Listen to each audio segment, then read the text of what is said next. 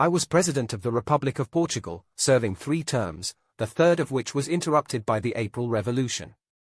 After a youth dedicated to the Portuguese Navy, I pledged loyalty to Salazar and became the last president of the Estado Novo. I was born in Alcantara on the 19th of November 1894 into a large and humble family. My father was a tradesman by profession, but he was always interested in politics and even led the Progressive Party of Alcantara during the time of the monarchy, making me grow up in this environment. I started studying in 1904 and ended up attending 3 educational establishments until 1911, when I graduated with honors. I attended the Faculty of Sciences in Lisbon between 1912 and 1914. At this point my father's business began to fail. My chance to continue my studies while safeguarding my financial situation was to join the naval school as a midshipman. I struggled at first due to my lack of physical strength, but I finished the course in 1916 as the highest-ranked student in my year. As a recent graduate, I was mobilized to serve in the Great War. My role was more technical and indirect to the combat itself. I served in the transport and protection of troops heading for northern France and England.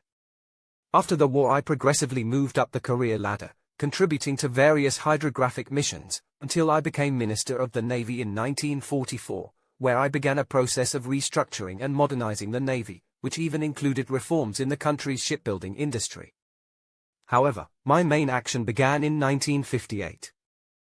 Going back to 1928, Antonio de Oliveira Salazar was invited to take over the finance portfolio of a government that was unbalanced in every way and regarded by the military as unfit for the job.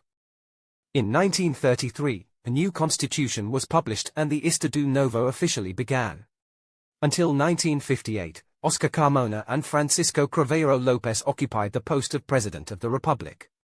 Salazar's invitations to head the National Union campaign were strategic. He wanted a president who was affectionate towards the regime and had little intervention, allowing the dictator to take effective control of the state. I was the choice of the National Union's Executive Committee to succeed President Craveiro. However, my good relationship with the Navy also ensured the armed forces' support for the regime, a favorable and truly decisive point. These elections were a sign of hope for the people and the opposition, who believed in and wanted me to defeat Humberto Delgado, the famous General Sem Medo, who promised to sack Salazar when he came to power.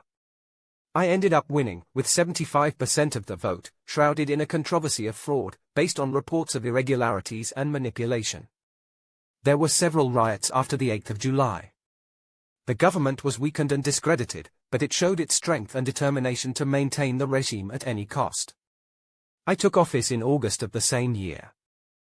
As supposed, I ended up stepping back from political action, leaving Salazar the central role in power. My duties were more geared towards representing the state and guarding its institutions, basic protocol duties and exemplifying scrupulous compliance with the Constitution. Going back to 1958, the defeat of the People's candidate really intensified the opposition to the Estado Novo. Pied reacted and Salazar also took a stand. The Electoral Commission regime was changed and the next president would be elected by an electoral college. Years of oppression followed, with coups d'état, conspiracies, revolts and mass exiles. My first term in office was marked by the colonial question. The Portuguese colonial state is not viewed favorably by the UN and other member states, who have been asking for explanations about the so-called overseas provinces since we joined the organization in 1955. In 1961, an armed struggle began in Angola, which quickly expanded to 3 more international fronts. My position was somewhat neutral on the issue. I confined myself to fulfilling my duties by visiting African colonial domains to assert the integrity of our territory. Those were years marked by countless state visits to Portugal to review the overseas territories.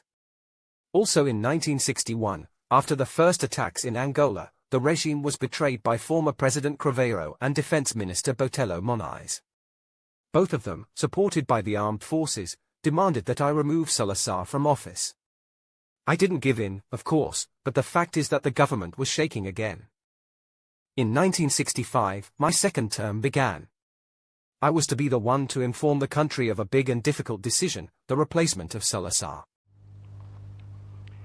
Tendo ouvido o Conselho de Estado e não devendo adiar por mais tempo essa decisão, que uso da faculdade conferida pelo número 1º do artigo 81 da Constituição, exonero o Dr. António de Oliveira Salazar do cargo de Presidente do Conselho de Ministros, do qual manterá todas as honras a ele inerentes.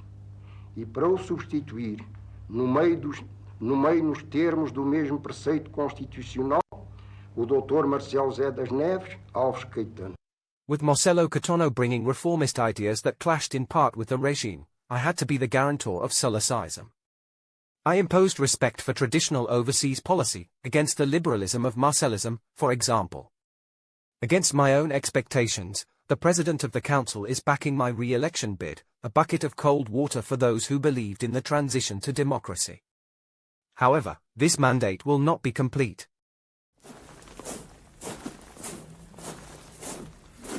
Grândola Vila Morena, terra da fraternidade,